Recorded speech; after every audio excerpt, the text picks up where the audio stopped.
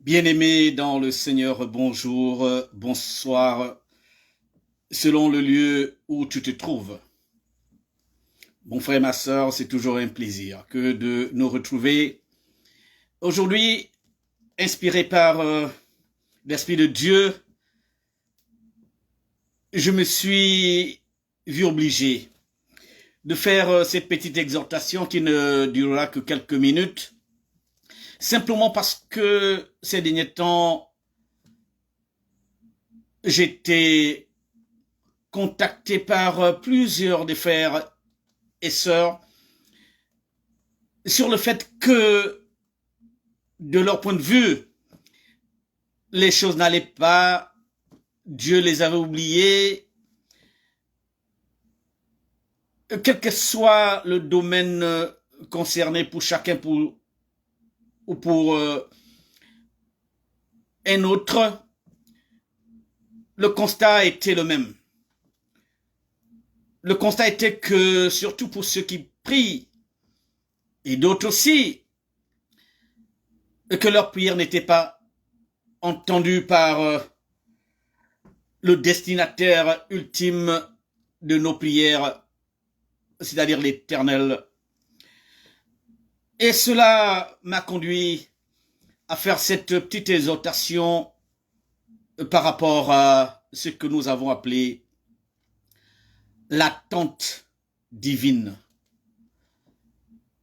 L'attente divine. Le thème, très rapidement, est le suivant. L'attente divine n'est pas un refus de Dieu.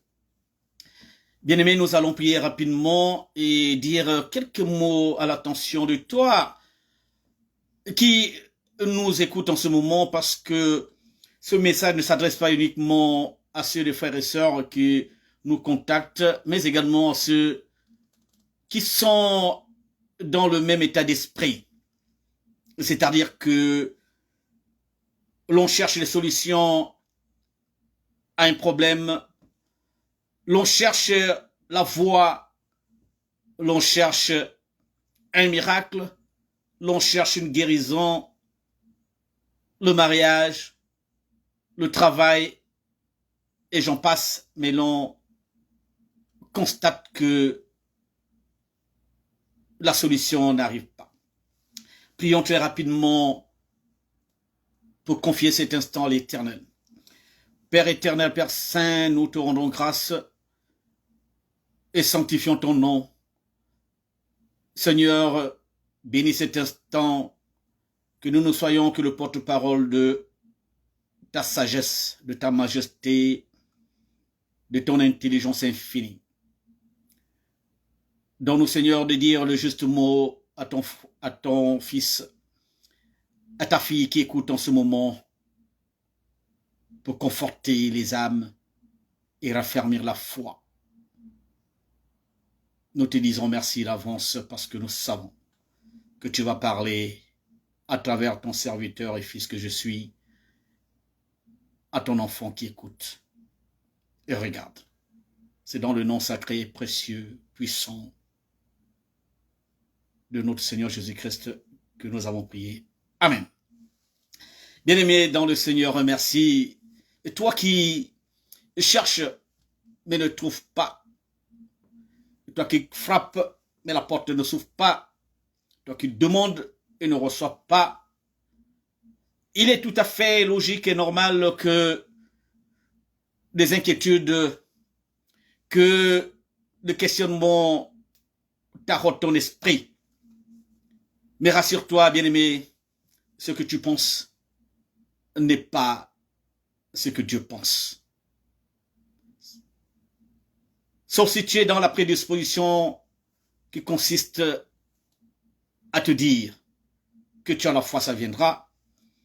Mais si jamais tu te dis, je suis fatigué, je ne comprends rien, Dieu est insensible, eh bien, écoute cette petite exhortation. Partage pour que le frère ou la sœur qui n'est pas connecté en ce moment ait la possibilité de regarder demain parce que, comme tu le sais, le maximum de pouces, le maximum de partage donne à cette parole une certaine longévité. Mon frère, ma sœur, l'attente divine n'est pas un refus de Dieu d'exaucer ta prière. Très simplement, pour aller droit au but, nous allons dire que l'attente divine, c'est simplement Dieu qui te dit, je suis d'accord avec toi, mon fils. Je suis d'accord avec toi, ma fille, par rapport à ta demande. Par rapport à ta demande de trouver une solution au problème qui te préoccupe, que je vois. Moi, Dieu qui suis omniprésent, qui suis avec toi, je te vois. Moi qui suis en toi, je ressens ce que tu ressens. Mais sache, et c'est cela l'objet de ce que nous allons dire ici. Sache, bien-aimé, que Dieu entend tout, entend les cris de détresse de ses enfants, voit la situation de ses enfants. Mais ce qui se passe généralement et malheureusement, c'est quoi? C'est que nous, les hommes, nous demandons pour aujourd'hui et maintenant. Nous disons, j'ai besoin de ceci maintenant. J'ai besoin des maris maintenant. J'ai besoin de la guérison maintenant. J'ai besoin d'un travail maintenant. J'ai besoin d'argent maintenant pour faire ceci, pour faire cela. J'ai besoin des enfants. J'ai besoin. Les besoins sont légitimes. Nous sommes humains. Nous avons nos besoins. C'est la vérité. Mais celui qui t'a créé, ton père, il sait. Mieux que toi, mieux que moi, ce qui est bon pour toi, il sait ce qui est bon pour moi. Et il sait aussi à quel moment il va accéder à ta requête. Parce que seul celui qui crée, de la même manière que nous les hommes, nous fabriquons les outils, les machines, les voitures, les ordinateurs, et tout ce que nous utilisons aujourd'hui, et depuis la nuit des temps, nous en connaissons l'usage et l'utilité. Surtout notamment lorsque notre demande porte sur quelque chose de fondamental et d'important, qui correspond pour ceux qui ont un discernement pour savoir qu'ils ne sont pas venus sur terre pour se balader, pour faire n'importe quoi, mais qui veulent faire quelque chose d'important pour leur vie, pour leur famille, pour la communauté, pour le pays et pour la gloire de Dieu, notamment pour ceux-là. Il faut savoir que la prise de conscience de la mission est importante. C'est un point de départ. C'est un point important parce que lorsque l'on prend conscience que nous sommes sur cette terre pour faire quelque chose d'important pour nous-mêmes, pour notre famille, pour le lieu où nous travaillons, pour le prochain, pour la communauté, pour la société, voire pour la nation. Cette seule prise de conscience, c'est déjà plus de la moitié du chemin parcouru. Mais l'autre moitié, et c'est cela où nous, à ce niveau, allais-je dire, où nous baissons la garde, peut-être par méconnaissance, peut-être parce que assaillis par le problème, assaillis par ce que l'on dit autour de nous, nous oublions qu'il y a une autre dimension. Et cette dimension porte essentiellement sur toi, sur moi.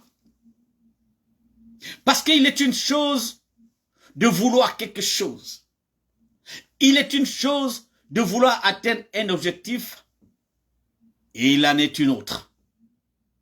Que d'être capable d'assumer lorsque nous aurons obtenu ce que nous demandons, nous aurons obtenu ce que nous désirons. Voici la clé. Voici là où nous, humains, êtres humains, nous manquons parfois de reconnaître avec objectivité que parfois ce que nous demandons n'est pas à la mesure de nos capacités actuelles.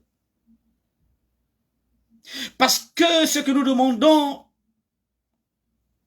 notre Père qui est sensible, qui est aux cieux et qui est avec nous, est conscient de la mesure de ce que nous demandons. Est conscient que s'il libère maintenant, est-ce que nous sommes capables? Cette capacité concerne plusieurs aspects liés à notre demande.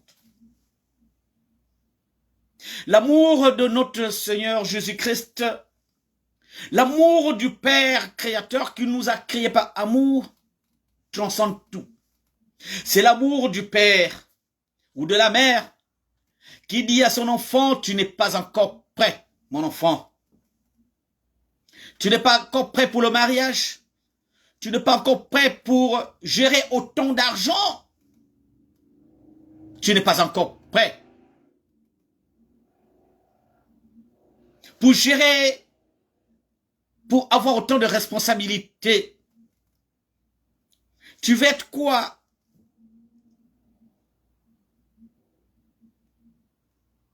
Occuper des postes importants dans la société, dans l'entreprise. Est-ce que tu es prêt? Est-ce que tu es prête, bien-aimé? Est-ce que tu veux être père, mère? Est-ce que tu es prêt? Est-ce que tu es prête? Nous avons tous besoin d'argent et de beaucoup d'argent. Sommes-nous prêts à gérer beaucoup d'argent? Cela peut paraître anodin ce que nous disons, mais les études ont montré. De là où je suis, aux États-Unis d'Amérique, les études ont montré, avec statistiques à l'appui, que plus de 90% des personnes qui gagnent, par exemple, la loterie, redeviennent pauvres, s'ils n'ont pas perdu leur vie du fait d'avoir gagné précisément beaucoup d'argent et de n'être pas capable de gérer autant d'argent. C'est pourquoi dans certains pays, nous avons des gens qui ont des millions, voire des milliards, et qui du jour au lendemain se retrouvent, comme on dit chez nous, fauchés. Pourquoi? Mais parce que avoir des milliards n'équivaut pas à être milliardaire.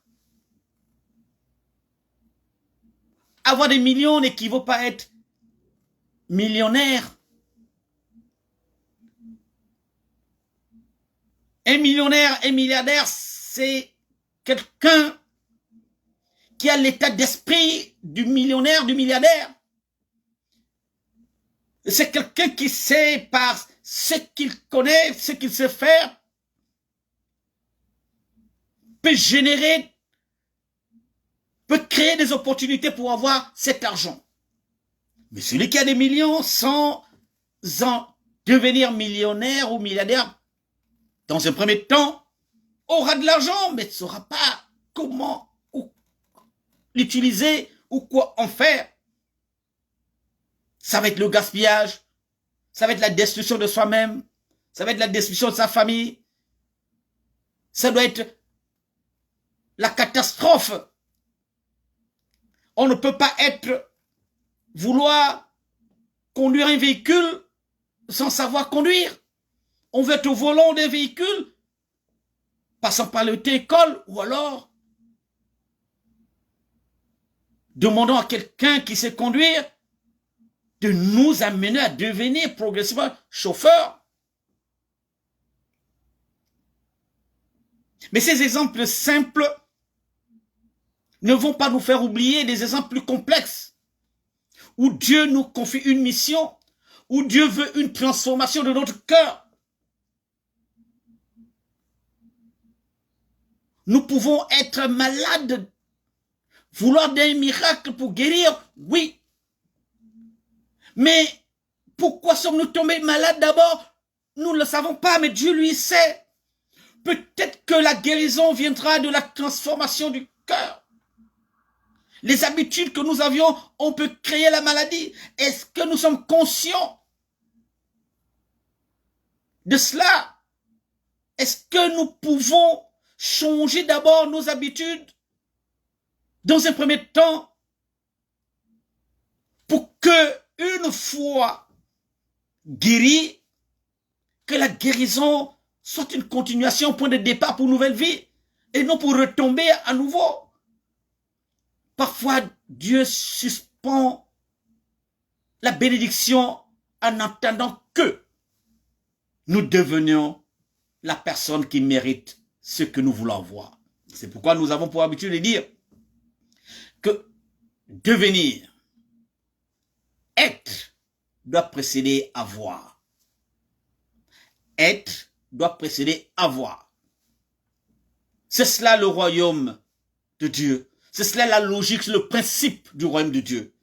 Mais nous, dans le monde où nous vivons, nous avons interverti les choses au point où nous voulons avoir sans devenir, au point où nous voulons obtenir sans devenir, sans être. Mais ton Père qui t'aime, notre Père à nous tous, qui est conscient de ce que nos désirs sont légitimes, parfois attend que nous devenions au celui-là ou celle-là qui mérite d'avoir ce que nous avons. Et n'oublions pas que le principe depuis la création, lorsque Dieu nous a créés, c'est quoi? C'est d'être capable de gérer, de manager, d'être capable de créer, de multiplier. Ce principe est fondamental, il est même ancré dans notre ADN. Si nous ne sommes pas capables de faire ce que Dieu a dit que nous devons faire sur cette terre, chacun pour ce qui le concerne, nous avons beau demander, d'obtenir, nous avons beau demander, d'avoir, mais Dieu va se dire, je te connais mon fils, je te connais ma fille. Change d'abord. Deviens d'abord celui qui devra être capable de gérer ce que je vais te donner. Deviens d'abord et je te donnerai ensuite. Mais ce temps d'attente, nous le qualifions parfois de refus. Nous le qualifions parfois à tort d'abandon, que Dieu nous a abandonnés, que Dieu nous ignore. Bien-aimé, Dieu ne nous ignore pas, il est bon. Il est plus bon que tout ce que nous pouvons imaginer, nous les hommes. Dieu est bon. Dieu est merveilleux, magnifique, sensible. Dieu est amour. Il sait. Faisons une introspection, essayons de nous demander qu'est-ce que dans ma vie, qu'est-ce que je peux faire davantage pour que lorsque j'aurai obtenu ce que je demande, que je sois capable de mieux gérer ce que j'aurai demandé. Telle est une clé que nous semblons ignorer ou peut-être que nous ne connaissons pas parce que nous ne le savions pas, ou peut-être que parce que c'est la nature humaine, nous voulons d'abord obtenir sans chercher à devenir. Bien-aimé, le missionnaire doit être à la mesure de la mission. Lorsque Dieu, surtout pour ceux-là qui ont été choisis pour accomplir un rôle, et chacun de nous est choisi pour accomplir un rôle dans la vie, mais surtout lorsque ce rôle aura un impact majeur sur la vie du plus grand nombre, Bien-aimé, Dieu sera plus regardant. De la même façon que lorsque l'on plante une graine et que nous attendons que la graine pousse, mais il y a quelque chose qui se passe avant que nous voyions cette graine, le fruit, le premier fruit de la germe. Mais il y a quelque chose qui s'est passé antérieurement que nous ne voyons pas. C'est quoi? C'est la racine. La racine qui pousse vers le bas pour chercher la fondation véritable, pour chercher ce qu'il y a de solide, pour propulser maintenant vers le haut, pour propulser cela que nous voulons. Cette plante qui va devenir un petit arbuste, cette graine qui devient une germe, petit arbuste, un arbre géant de la forêt. Mais quelque chose s'est passé. Il a fallu d'abord, dans un premier temps, que les racines s'enfoncent. Et ce phénomène se retrouve dans la vie des hommes que nous sommes. C'est le même phénomène.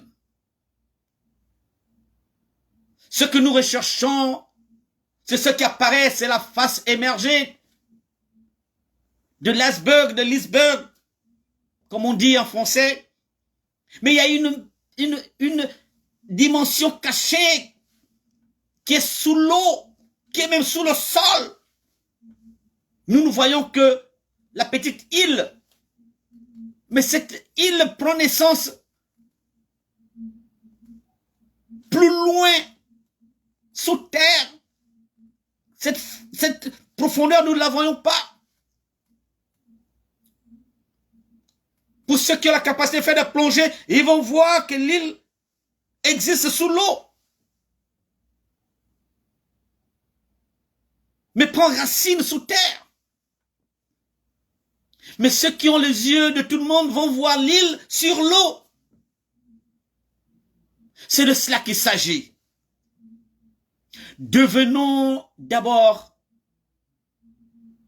et ayons ensuite.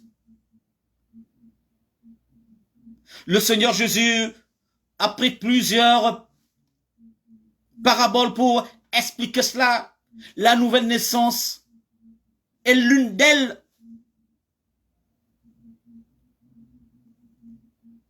Quand le Seigneur disait, il faut être né de nouveau. Être né de nouveau, c'est quoi? Être né de nouveau. Et Nicodème, qui était un lettré dans les choses de la connaissance des Écritures, des Saintes Écritures, lui demande, mais comment un adulte peut être né de nouveau? Va-t-il entrer à nouveau dans le sein de sa mère? Et le Seigneur de lui dire, toi tu es lettré, toi tu es un expert dans les choses des Saintes Écritures, tu ne peux pas connaître ces choses. Mais il s'agissait de quoi? Mais c'était pour lui dire que tu ne peux pas devenir quelqu'un d'autre si tu ne peux pas enterrer ce que tu étais d'abord. Jusqu'ici,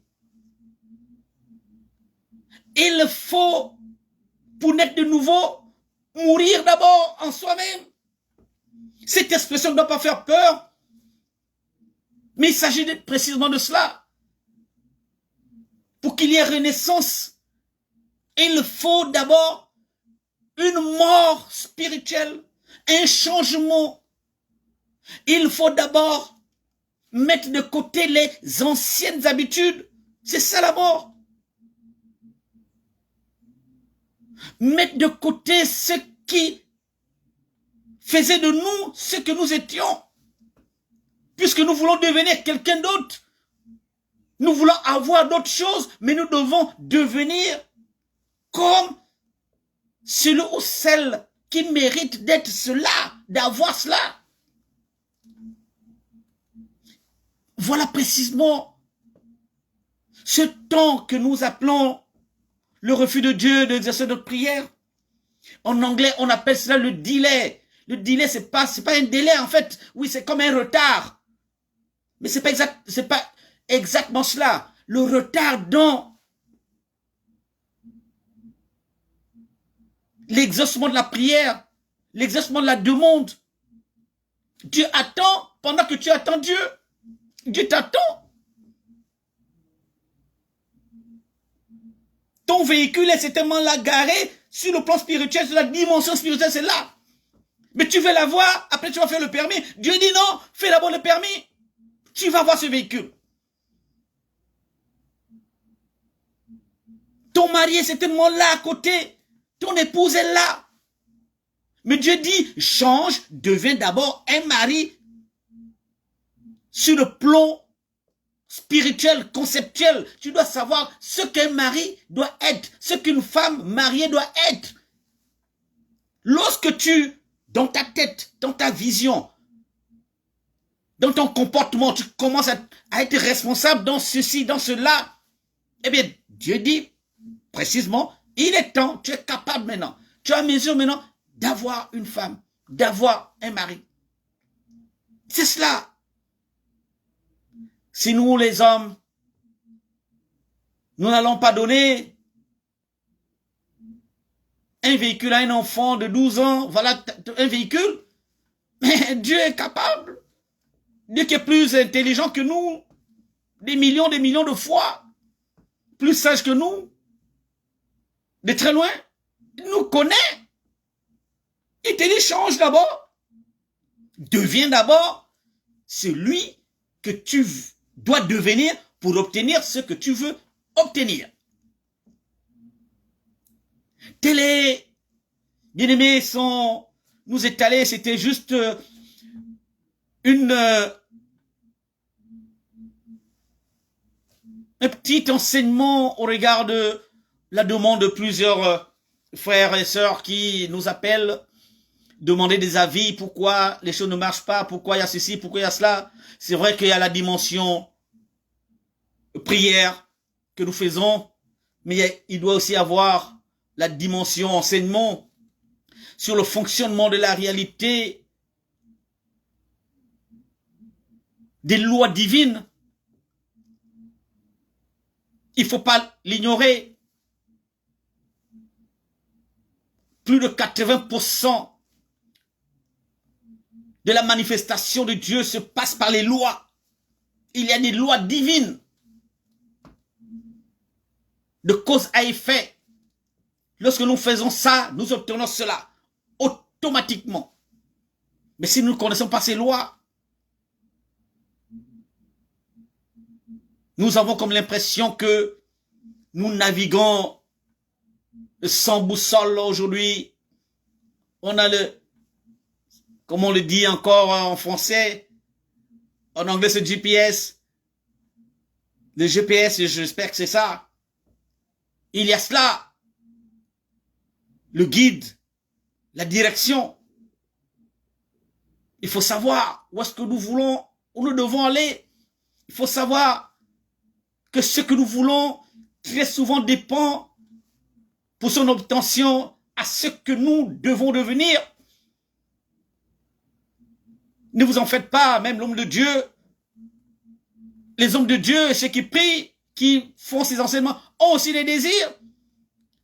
Mais la différence est que lorsque Dieu n'a pas encore répondu, nous savons comment questionner Dieu, lui demander et demander par la prière qu'il nous aide à devenir ce que il veut que nous devenions pour qu'il relâche cela même que nous demandons.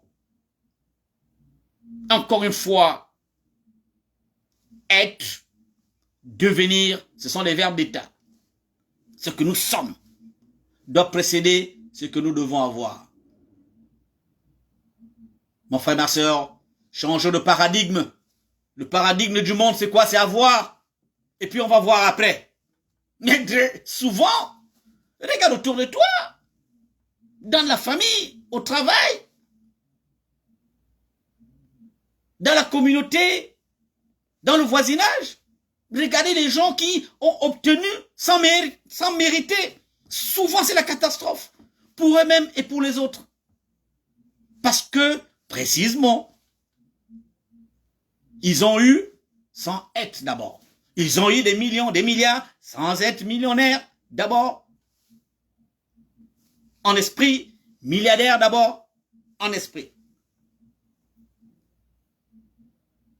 Ils se sont mariés sans pour autant avoir conscience de ce que le mariage implique. Ils ont eu des enfants, ok, mais sans pour autant avoir conscience de ce que avoir un enfant suppose, ce que père suppose, ce que mère suppose. Devenons d'abord père et mère dans la tête avant d'avoir des enfants. Parce qu'il y a derrière ce que nous avons décrit, ce qui n'est pas dit, la responsabilité, ce qui est enfoui, c'est caché, ça se révèle toujours. Mais lorsque l'on sait nettoyer sa petite chambre d'abord, mais Dieu dit, ah oui, voilà, un enfant qui sait nettoyer sa petite chambre, demain il saura nettoyer la maison, demain, et tout à fait normal que demain la personne ait une maison. Elle a pris ça très tôt. On ne peut pas demander une maison si on ne peut même pas nettoyer sa propre chambre. On ne peut pas. Et c'est pourquoi même la société, nous, en imitant Dieu, a mis des paliers. On ne peut pas prendre un enfant qui n'a jamais été à l'école, on va parachuter cet enfant au lycée, ce n'est pas possible. Ou dans une classe où la personne n'a pas encore le niveau. Non, si les hommes sont capables de le faire, reconnaître qu'il faut aller progressivement, c'est la même chose. Par contre, il y a des exemples où des enfants doués, surdoués, qui ont le potentiel ou qui étudient plus, mais on fait sauter même les classes pour dire non, non, non, cet enfant mérite d'aller plus loin. Et d'être dans une classe supérieure. Pourquoi? Mais parce que la personne, l'enfant, a le potentiel d'être dans une classe au-dessus. Ce sont des lois. On ne peut pas violer ces lois. C'est pourquoi nous inscrivons dans la logique où nous qui avons ce rôle d'enseigner, notamment nous de la nouvelle alliance, il faut que nous fassions un peu attention avec la notion de la grâce. Parce que cette notion, si nous ne faisons pas attention, si nous ne faisons pas un effort de bien enseigner ce que la grâce veut dire, mais beaucoup de disciples de Jésus-Christ sont dans la perdition parce qu'ils pensent que pour obtenir, il faut seulement prier, il faut dire la grâce de Dieu, on demande Dieu va donner par grâce. Non! Ce n'est pas cela. Il y a des lois. Même Jésus lui-même a dit, je ne suis pas venu pour détruire les lois, mais pour renforcer, pour appliquer les lois. Parce que quand on est à la grâce, c'est comme quelqu'un qui est formé. Lorsqu'on est né de nouveau par Jésus-Christ, on est formé. Et lorsqu'on est formé, et que l'opportunité se présente, on est mieux équipé que la personne qui n'est même pas formée. Donc la grâce, lorsque nous connaissons le fonctionnement des choses du royaume de Dieu, que le Seigneur Jésus-Christ est venu nous enseigner, nous sommes à même de mieux percevoir, de mieux bénéficier de la grâce lorsqu'elle arrive. Parce que la grâce, parfois, elle arrive, mais si on n'est pas outillé, on ne sait pas, on ne peut même pas reconnaître l'opportunité. Donc, on va la laisser passer. Donc, bien aimé, voilà en quelques mots ce que nous avions voulu échanger avec toi, en rappelant que ton Père, qui est dans les cieux, mais qui est avec toi, le Seigneur Jésus a dit, le royaume de Dieu est venu, il est avec nous. Même si Jésus est reparti physiquement, mais il nous a envoyé son esprit, le Saint-Esprit, il est toujours là avec nous pour nous accompagner, pour nous dire, faisons ce que nous devons faire et nous de lui demander, aide-nous à devenir ce que nous devons devenir pour obtenir ce que nous voulons obtenir. Voilà en quelques mots le sens de l'exhortation. Ça a été court, mais c'était cela. J'espère que tu en as tiré quelque chose que tu vas partager, parce que c'est important que, et c'est cela l'amour aussi, que le prochain, le voisin, le frère, la sœur qui n'a pas pu suivre, et aussi cette occasion d'écouter ce que l'homme de Dieu a dit sur le sujet de l'attente ou du retard dans l'exaucement de la prière. Ce n'est pas un refus de Dieu de t'exaucer, mais dans la plupart des cas, c'est Dieu qui t'attend pour que tu deviennes celui que tu dois devenir pour obtenir ce que tu veux obtenir. C'était le pasteur des nations, Abraham Guimi, depuis les États-Unis,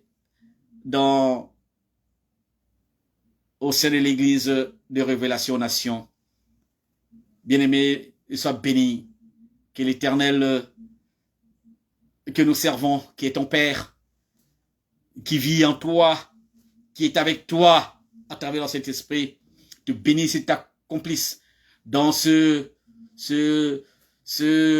développement personnel, parce que c'est un développement. Devenir n'est pas facile. Ce n'est pas facile, c'est pas parce que le pasteur le dit ainsi que nous allons penser qu'on veut devenir, on devient. Non, non, non. Il s'agit d'un effort de recherche, un effort de formation, de changement. Et maintenant, lorsque tu auras reçu, et je souhaite que tu reçoives, tu deviennes cette femme mariée, cet homme marié, que tu deviennes ce millionnaire, capable de transformer ta vie, ta famille, capable de transformer, d'apporter quelque chose à ton pays. Tu deviens cet enseignant, tu deviens ce médecin, que tu deviennes cette personne dont l'impact va aller au-delà de toi-même, parce que la bénédiction de Dieu, c'est cela. Elle ne s'arrête pas à toi ou à moi. Elle te transforme de l'intérieur vers l'extérieur pour que quelqu'un d'autre reçoive la même bénédiction. C'est cela que l'Éternel veut que nous fassions. Donc merci, merci bien-aimé, merci que l'Éternel, toi qui as regardé, te bénisse. Je ne sais pas ce que tu as demandé à l'Éternel, mais lorsque l'homme de Dieu va élever la parole de ce que tu as demandé, l'homme de Dieu qui, lorsqu'il élève la parole, est la parole qui est connue et reconnue par celui qui l'a oint, qui l'a ordonné. Bien-aimé, ta vie est capable de se transformer. Je vais donc élever la voix. Mets-toi dans la prédisposition de celle-là, de celui-là qui va recevoir la transformation interne, qui va recevoir le devenir, l'être, pour que tu sois prêt, pour que tu sois prête à recevoir ce que tu mérites, parce que ton Père veut bien que tu le reçoives, pour que tu aies cela. J'élève la voix. Père éternel, Père saint, tu as parlé à l'homme de Dieu, ton serviteur et ton fils, celui que tu as oint par ta grâce. Ô Seigneur, j'ai fait ta volonté.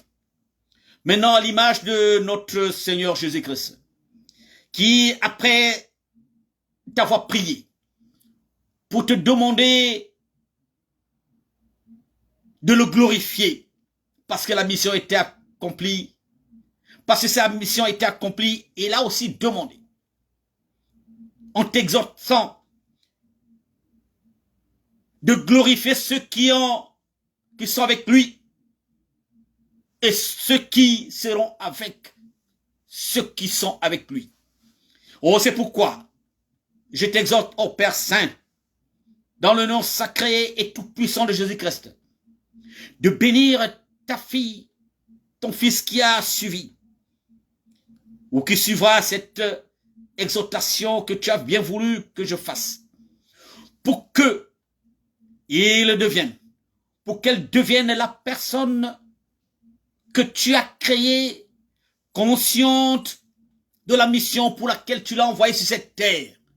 Oh, que cette prise de conscience soit enracinée pour que la personne devienne,